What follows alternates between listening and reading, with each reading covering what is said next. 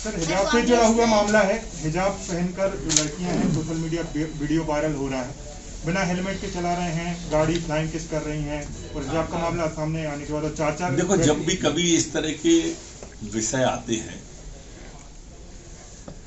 जो संवेदनशील होते हैं, उस समय सोशल मीडिया पर इस तरह की कई चीजें वायरल होने लगती हैं। अब ये तो प्रमाणिक नहीं होता है वो आज का है, कल का है, परसों का है या कब का है, लेकिन मेरी सभी से प्रार्थना है जब संवेदनशील कोई विषय आए तो सोशल मीडिया पर मर्यादा का पालन करना चाहिए और समाज के सभी वर्गों और हितों का ध्यान रखना चाहिए। क्या कार्रवाई की जाएगी सर? कार्रवाई की जाएगी सर? वीडियो जो वायरल हुए सर वो 6 दिन पुराने बताया जा रहा है, कार्रवाई की जाएगी? कार्रवाई नहीं, कब के है और क्या है, ये बहुत गंभीर विषय है, इस पर विचार के बाद ही बता पाएंगे। सर कांग्रेस आरोप लगा रही है, एक ट्वीट किया है जिसमें ये कहा गया है कि इसमें भगवा नंबर प्लेट है, तो कहीं ये बीजेपी का प्रोपेगेंडा तो नहीं? देखो, कांग्रेस स्वाभाविक रूप से इस तरह के विषयों को जिंदा रखना चाहती है। मैं फिर कह रहा हूं कि संवेदनशील विषय आए तो उसमें राजनीति न की जाए। ये प्रियंका जी कह रही है, जो उन्होंने हिजाब प्रकरण को लेकर एक ट्वीट किया है, उसमें बिकनी का जिक्र किया है। दरअसल बात हो रही थी सिर को ढकने वाले वस्त्र की, और माननीय प्रियंका जी अंतः वस्त्रों का बात करने लगी।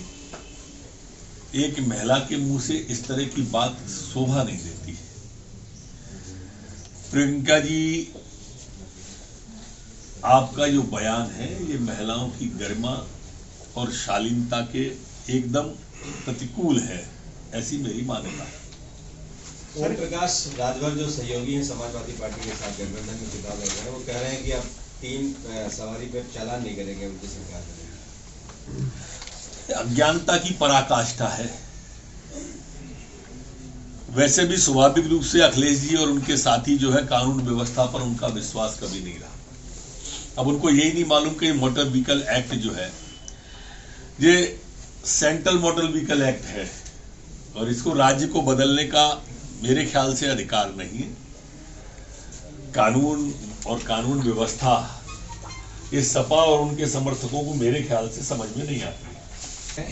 घोषणा पत्र जारी किया लेकिन जिक्र ना करके छत्तीसगढ़ का हुआ है सर। अब कमलनाथ जी माननीय ने प्रदेश को इस लायक भी नहीं छोड़ा कि कोई मध्य प्रदेश का उदाहरण दे दे और नाम ले ले। वो सबको मालूम है कि जितना बड़ा धोखा मध्य प्रदेश में किसानों के साथ हुआ, और उनके भाई से कमलनाथ जी ने बुलवाया राहुल गांधी जी से। हमारी बात की पुष्टि हो गई। हम भी कहते थे कि कर्जा माफ नहीं हुआ, और उन्होंने भी मध्य प्रदेश का कर्जा माफी में नाम नहीं लिया, दूसरे प्रदेशों के नाम लिए। हालांकि मेरा मानना है कि दूसरे प्रदेशों में भी नहीं हुआ जहां का नाम लिया है।